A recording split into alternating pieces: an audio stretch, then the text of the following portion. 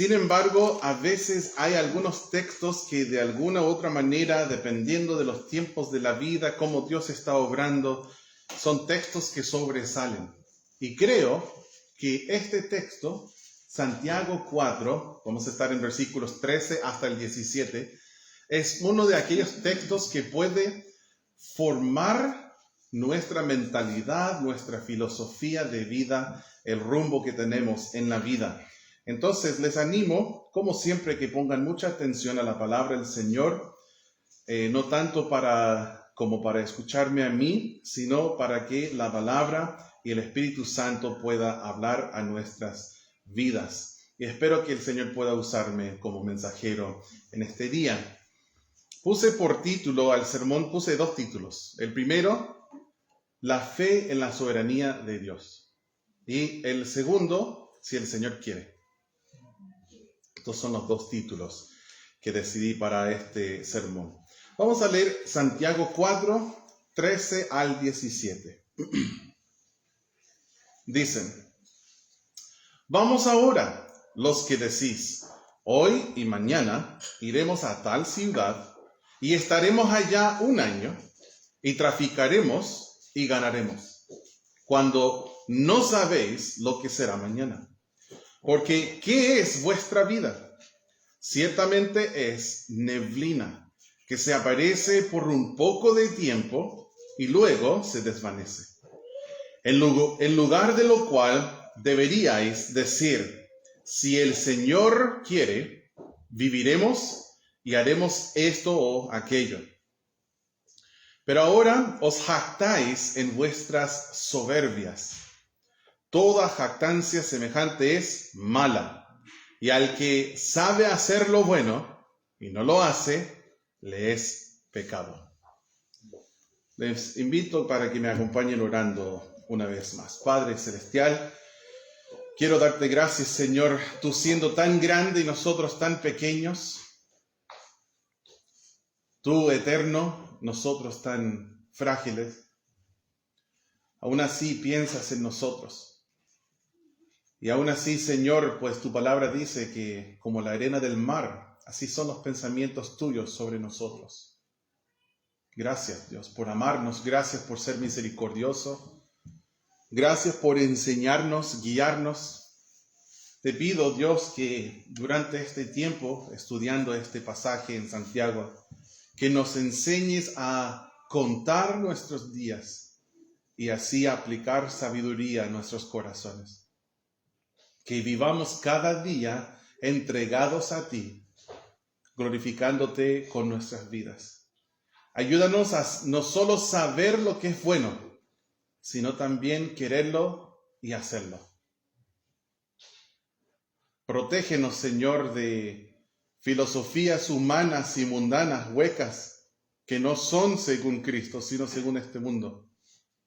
Cosas que afectan nuestro diario vivir. Ayúdanos, Señor, para que vivamos para tu honra y tu gloria.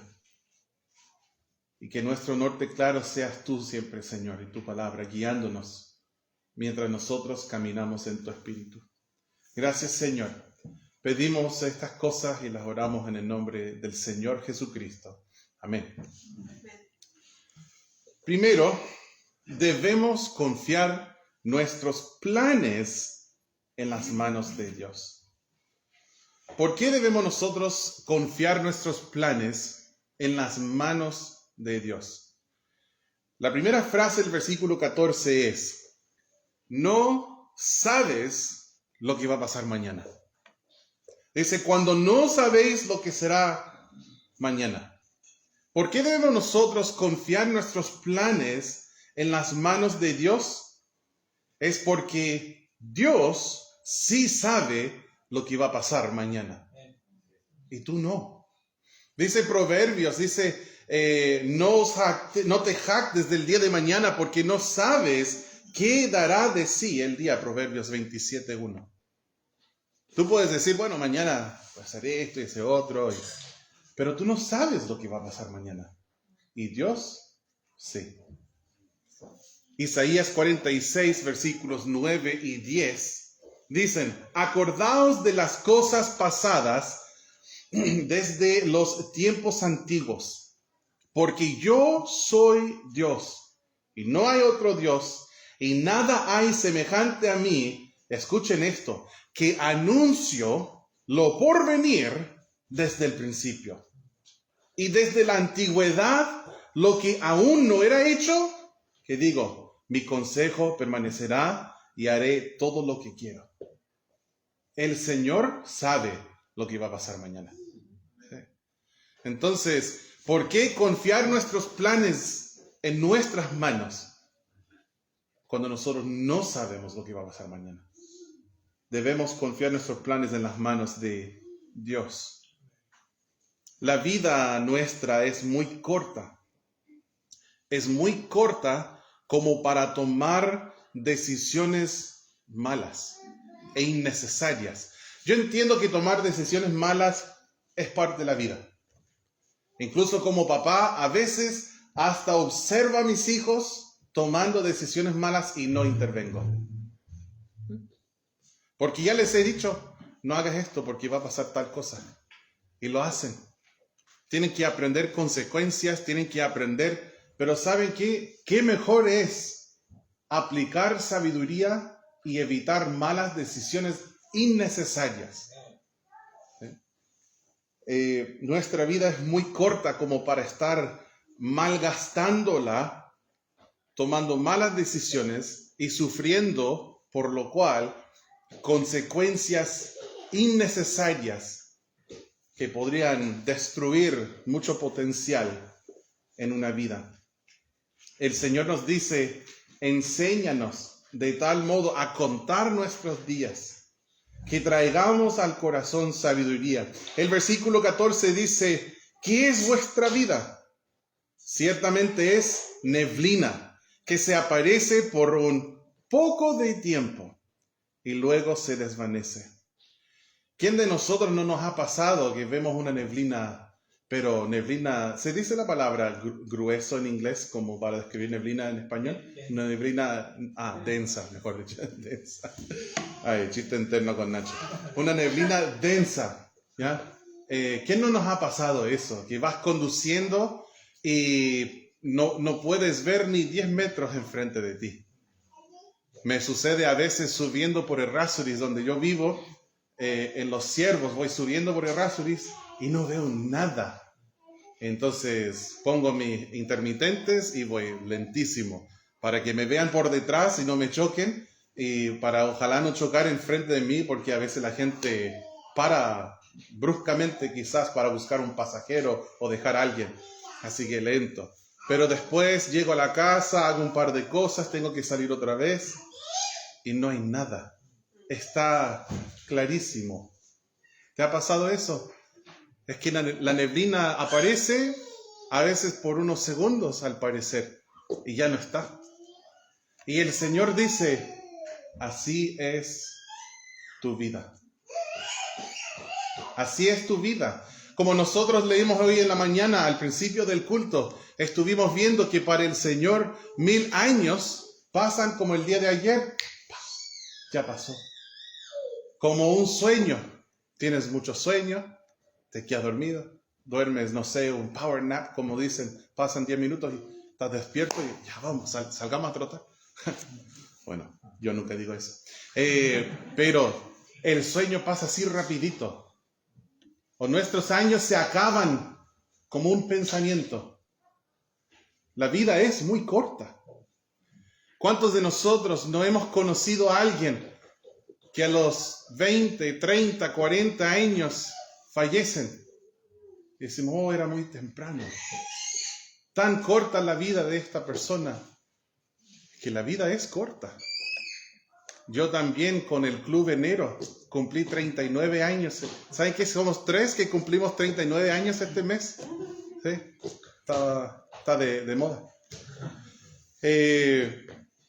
Eso es más que la mitad probablemente de mi vida. La Biblia dice 70 años tenemos. Y los más robustos, no sé si seré de los más robustos, 80 años. Y unos más, ¿cierto? Hemos observado. Pero pensando, mi vida ya está en la mitad.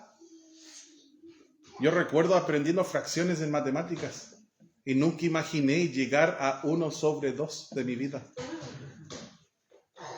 O sea, me queda la mitad.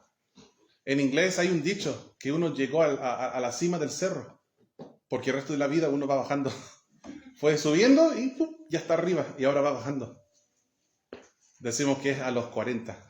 Estoy a punto de pasar por encima del cerro. La vida es corta. Dice, ¿qué es vuestra vida? Ciertamente es una neblina. Aparece un segundo y ya no está. Desaparece. La vida es muy corta como para estar tomando malas decisiones innecesarias. La vida es frágil. Tú no tienes ninguna seguridad del día de mañana. Ninguno de nosotros tenemos seguridad de recostar nuestra cabeza hoy en nuestra cama y dormir. Ninguno de nosotros tenemos certeza de llegar a ese punto. Mucho menos despertarnos mañana. Tú no sabes cuánto durará tu vida. Pero hay una verdad gloriosa y es esta. Dios, sí. Él sabe cuántos son tus días. Tu vida no está en manos del azar, sino está en las manos de Dios. Dios, no el diablo. Dios, no el gobierno. Dios, no la enfermedad. Tu vida está en manos de Dios, no el destino. Tu vida está en manos de Dios, nuestro amoroso, soberano, misericordioso y omnisciente Dios. Él sabe. Entonces, debemos confiar nuestros planes en sus manos, no en nuestras manos. La segunda parte del sermón, un poco más larga la segunda parte. Debemos confiar nuestro futuro en las manos de Dios.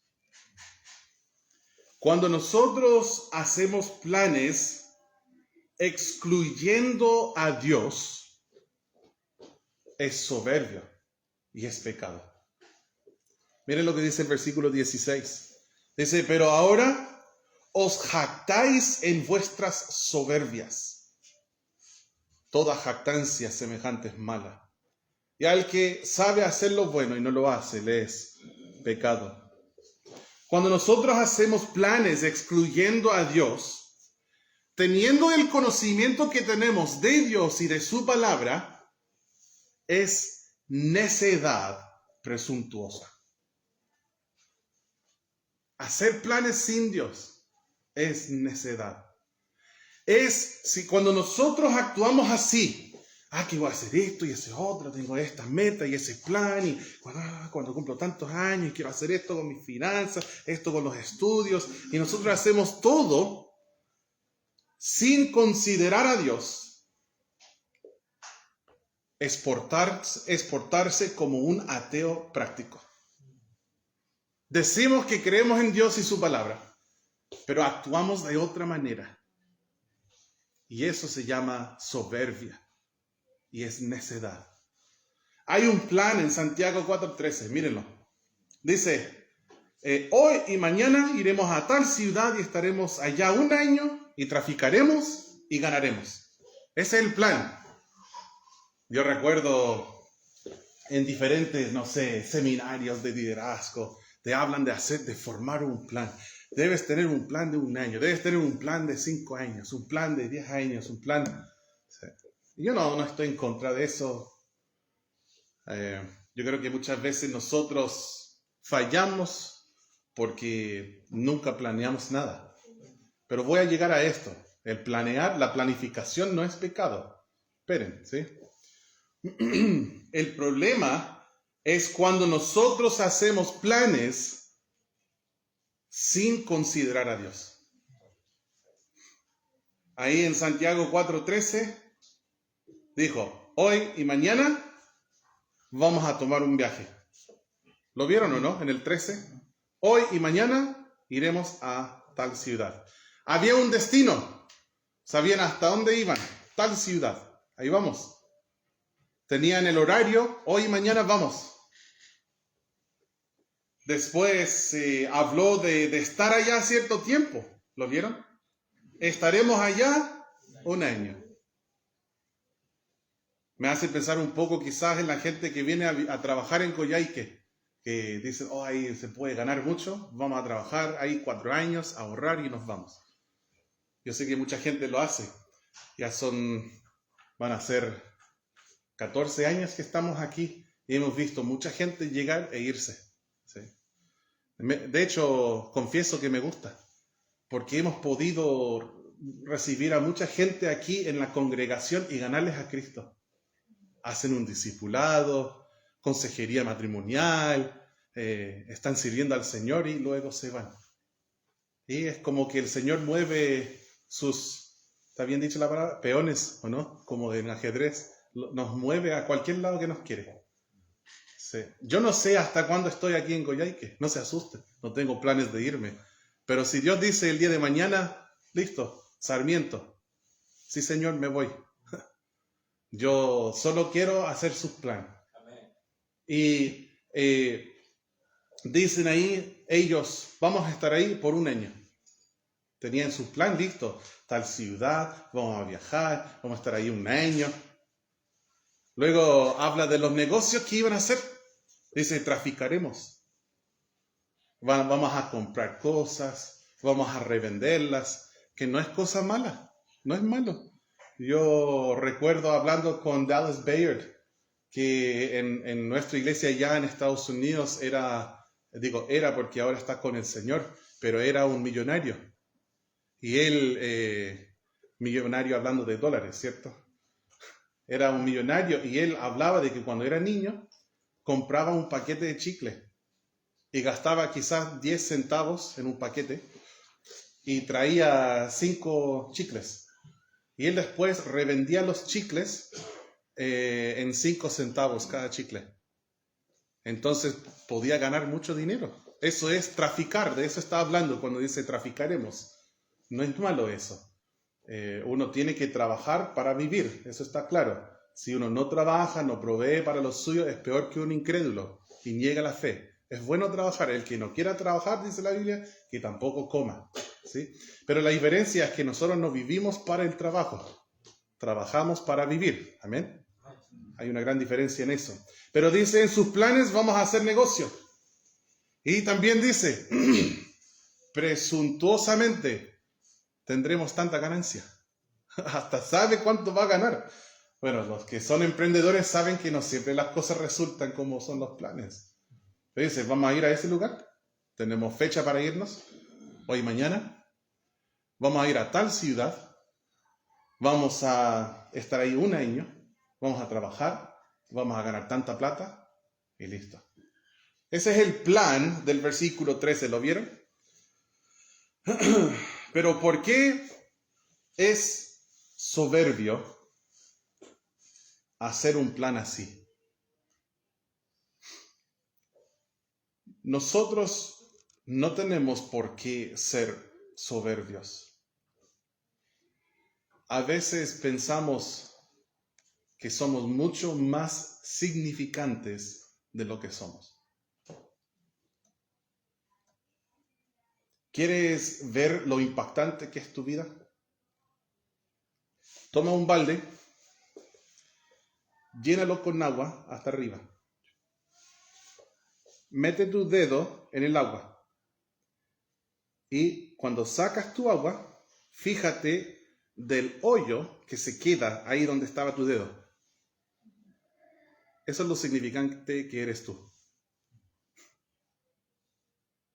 Pasa la vida, termina así, quizás te hacen un lindo funeral y el día de mañana, qué pena, perdimos uno. Y la vida sigue. Pasan 50 años, quizás alguien se acordará de tu nombre. Pasan 100 años, Patricio, ¿cuánto? Aún en una iglesia, pongámosle, que hay una iglesia que lleva 100 años y que durante estos 100 años está el pastor que fundó la iglesia, después han tenido 5 pastores más. Nadie se acuerda del primer pastor. Nadie se acuerda del nombre del segundo pastor, o del tercero, o el cuarto. Quizás el cuarto, puede ser. Pero después el quinto, sí, él es nuestro pastor. Pero después se va él y pasa un poco de tiempo. Es doloroso cuando se va un pastor y hay un nuevo pastor. Pero sucede siempre en las iglesias sanas, es normal eso, ¿sí? De hecho, estar en una iglesia por 15 años es mucho.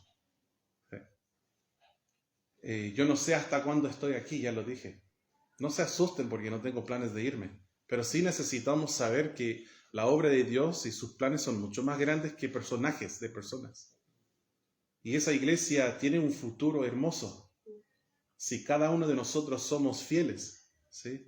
Para que Él sea nuestro refugio de generación en generación. ¿Por qué es soberbio? Se puede hacer esto y eso. Es porque nos creemos mucho. Esa neblina que describe Santiago, o ese hoyo en el agua que yo dije, así de rápido desaparece nuestra huella en este mundo. Nosotros somos hechos del polvo. Nuestra carne es como la hierba. Nuestra gloria es como la flor de la hierba. Nuestra vida es una neblina.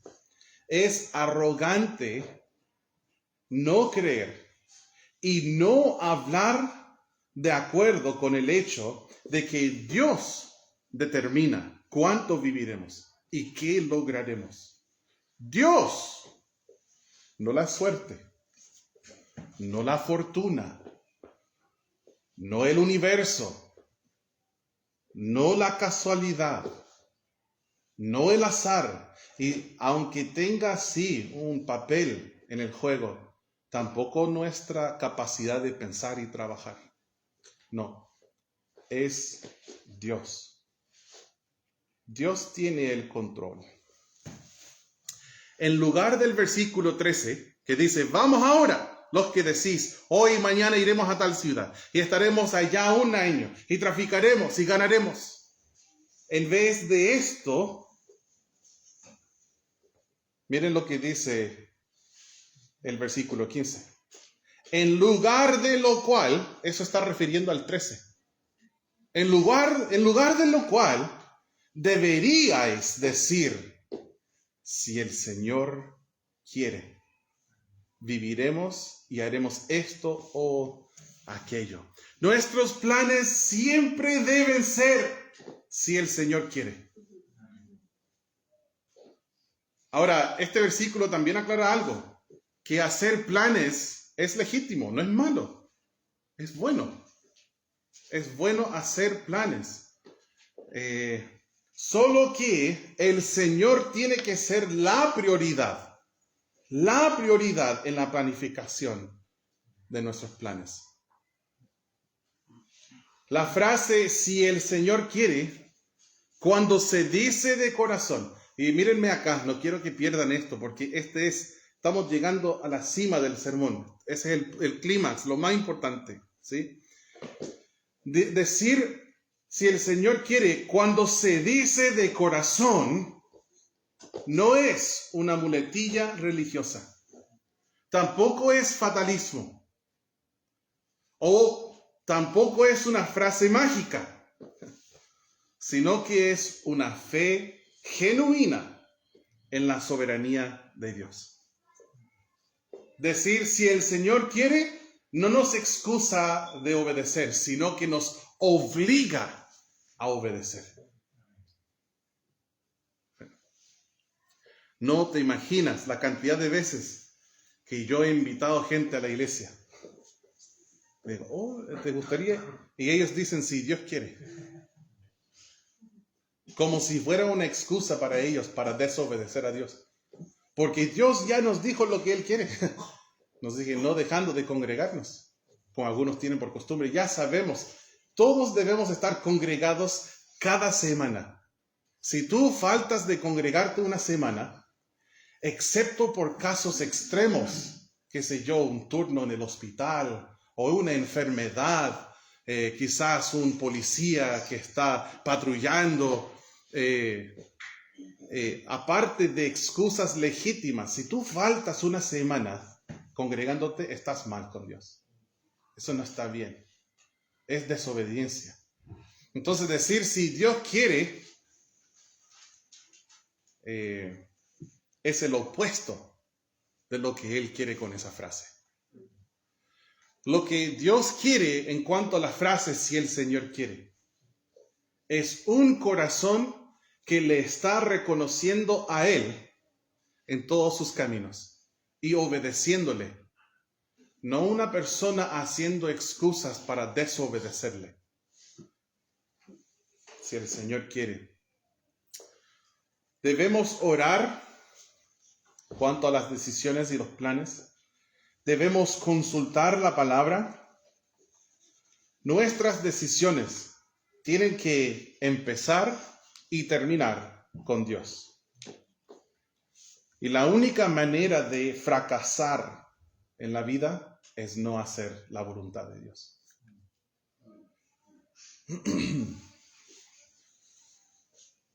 Cuando nosotros decimos de corazón, si el Señor quiere, eso refleja sumisión a Dios. Porque estamos reconociendo, no es lo que yo quiero, es lo que Dios quiere. Porque a veces estas dos cosas no concuerdan. Lo que yo quiero y lo que Dios quiere. Y a veces buscamos razones para justificar. No, es que mi mamá quiere eso. No lo voy a hacer, es lo que mi mamá quiere.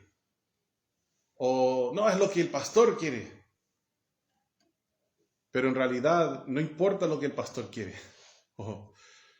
Una vez que seas adulto de cierto grado, no importa lo que los papás quieren. Siempre los vamos a honrar, eso está claro. Pero es, ¿qué quiere Dios? Si yo digo, si el Señor quiere, y lo estoy diciendo de corazón, esa parte es importante, lo de decirlo de corazón, porque es muy fácil decir las palabras, si el Señor quiere. Si el Señor quiere, en 2026 dejaré de ser un borracho. No, ya sabemos lo que Dios quiere. ¿Sí? Entonces, cuando decimos si el Señor quiere de corazón, esto refleja mansedumbre. La mansedumbre es cuando nosotros decimos estoy dispuesto a ser gobernado por la voluntad de otro. Cuando Jesús oró, pero no se haga mi voluntad sino la tuya, estaba demostrando mansedumbre. Él dijo, aprended de mí que soy manso y humilde de corazón. Cuando nosotros nos sometemos a la voluntad del Señor, estamos demostrando mansedumbre. Si tú quieres tomar buenas decisiones conforme al plan del Señor, tienes que pedir consejos. La Biblia dice en muchos lugares acerca de esto. En una parte dice, los pensamientos son frustrados donde no hay consejo, mas en la multitud de consejeros se afirman. En Proverbios 15:22. También en 24, versículo 6 dice, porque con ingenio harás la guerra y en la multitud de consejeros está la victoria.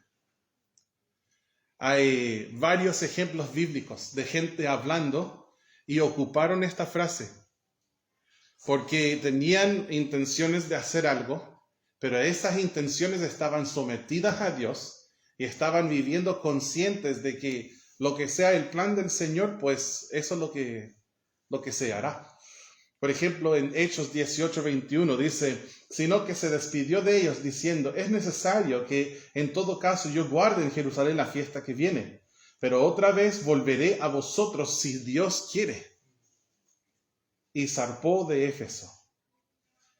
En 1 Corintios 4:19, pero iré pronto a vosotros, si el Señor quiere, y conoceré no las palabras, sino el poder de los que andan envanecidos. Ahora, quiero darles una advertencia, o quizás la palabra sería amonestación. Quiero advertir acerca de algo, de nunca tomar el nombre de Dios en vano. Si tú no vas a decir si el Señor quiere de corazón, realmente sometido a la voluntad y el plan del Señor, por favor, saques esta frase de tu boca. No la digas. Porque cuando dices, si el Señor quiere, pero no piensas en el Señor, estás tomando su nombre en vano. Éxodo 20, versículo 7 dice, no tomarás el nombre de Jehová tu Dios en vano, porque no dará por inocente Jehová al que tomare su nombre en vano. Ahora, tomar el nombre de Dios en vano no es solo todas esas frases que son comunes para el hispano, como, ay Dios mío, o por Dios, o en nuestra región el jue. Tal vez nunca lo pensaste, pero esta expresión chilota viene del nombre de Cristo. Es una acortación de la palabra Jesús. El Jesús, después llegó a ser jue. Algunos decían María Jesús. Y cuando conocemos eso, el Señor nos llama a usar su nombre con temor y honra. O quizás tomar el nombre de Dios no es solo decir frases como te lo juro por Dios. O incluso cuando la gente dice gracias a Dios, pero sin gratitud en el corazón a Él. Recuerdo una vez ganando almas en Bilbao y llegué a un taller, toqué la puerta, eso fue en 2012, hace muchos años. Y llegué a predicar el evangelio a la persona que trabajaba en el taller. ¿Y saben lo que me dijo? Él me dijo, yo soy ateo, gracias a Dios. Quería tomarle en las mejillas. Escúchate, amigo. Dijiste, no creo en Dios, gracias a Dios. Y nosotros decimos, pero qué locura, ¿no? Qué absurdo que hable así. Pero ¿sabes lo que es más absurdo? Cuando la gente que sí afirmamos creer en Dios, no decimos que somos ateos. Y nosotros decimos gracias a Dios tomando el nombre de Dios en vano. Porque decimos gracias a Dios, pero no estamos ni ahí con Dios. Da lo mismo lo que Dios opina. Si yo digo Dios en mi boca, tengo que darle el valor que Él merece. O si no, no debo hablar de Dios. Eso es lo que significa tomar el nombre de Dios en vano. Vano significa hueco, o sea, sin asignar valor. Es usar el nombre de Dios como si fuera una palabra más en tu léxico. Dios no es simplemente una palabra más. Entonces, tomar el nombre de Dios en vano no es solo todas estas frases que nombré algunas, y hay más, sino también es usar su nombre en la frase si el Señor quiere, sin la intención real de obedecerle. Por eso pensé que sería importante mencionar esto. Si vas a usar la frase si el Señor quiere, que sea una expresión de tu fe y dependencia en la soberanía de Dios y no un uso hueco del nombre de Dios. Cuando nosotros decimos si el Señor quiere y lo decimos de corazón, es una manera de reconocer a Él en todos nuestros caminos. Y cuando lo hacemos, estamos diciendo que Dios es el principio y el fin de todas mis decisiones. Solo quiero eso si el Señor lo quiere. Y después llegamos a una conclusión, creo que Dios lo quiere. Aún así, vamos a decir, voy a hacer tal cosa si el Señor quiere. O sea, le consideramos al principio, después también al final. A veces es muy difícil para un joven de 20, 22, 24 años saber qué hacer con decisiones grandes, mega decisiones que van a cambiar la vida entera. Los estudios, con quién me caso, dónde voy a trabajar, qué voy a hacer. Yo recuerdo, pensé, quizás Dios quiere que yo sea misionero. Y oré, pedí consejos. Había estado en Guatemala cuando llegué a esa conclusión. Y dije, Señor, lo que tú quieres, soy materia dispuesta. Llegué, hablé con mi pastor y me dijo, estaba estudiando preenfermería para ser un enfermero, sale de la universidad, anda a estudiar en la Universidad Cristiana, el seminario bíblico. Entonces lo hice. Y durante estos años en la universidad, el Señor iba guiando mis pasos poco a poco. Y llegué a un punto donde pensé, quizás Dios me quiere en Coyhaique. Y le dije, Señor, si tú quieres eso, yo voy. Voy a ir de un viaje exploratorio. Y vine. Vine con un pastor que se llama Samuel, de Puerto Montt, y llegamos aquí hasta Coyhaique. Y yo estuve orando en el Mirador Marchán. Y estuve orando en donde hoy día es Actívate, pero antes era un hostal. Estuve orando en la pieza de ese hostal, arrodillado. Y le dije, Señor, yo creo que tú me quieres aquí en este lugar. Y aún así, yo siempre decía, si el Señor quiere. Vamos a ir a la Patagonia si el Señor quiere. Vamos a ir a Coyhaique si el Señor quiere. Vamos a ir a trabajar ahí si el Señor quiere. Todo siempre sometido a Él. Estamos aquí porque creo que Dios lo quiere. Nos iremos de aquí si Dios lo quiere. Debemos reconocerle en todos nuestros caminos, dice Proverbios capítulo 3, versículo 6. Y dice, entonces, Él enderezará nuestras veredas. ¿Quieres dirección clara en tu vida? Reconócele al Señor. Él va a ir abriendo las puertas correctas, va a ir cerrando puertas, te va a ayudar con buenos consejos, te va a revelar en devocionales, en predicaciones. El Señor te va a ir revelando todo clarito. No, pero yo no sé qué hacer, no sé qué hacer. ¿Te estás congregando? A veces. No esperes que Dios te revele más luz cuando no le haces caso a la luz ya revelada. ¿Estás leyendo la palabra cada día? No, jamás. Entonces no esperes que Dios te revele otras cosas. Si eso ya está claro, ya sabes su voluntad de leer la palabra cada día, de orar y de honrarle, de obedeciendo su palabra, temiendo al Señor. Pero si nosotros reconocemos a Él en todos nuestros caminos, Él entonces enderezará nuestras veredas. Dice el versículo 16, pero ahora os jactáis en vuestras soberbias. No seamos soberbios como para pensar que sabemos mejor que Dios, o pensar que no necesitamos a Dios, o excluirle de nuestros planes. No seamos soberbios.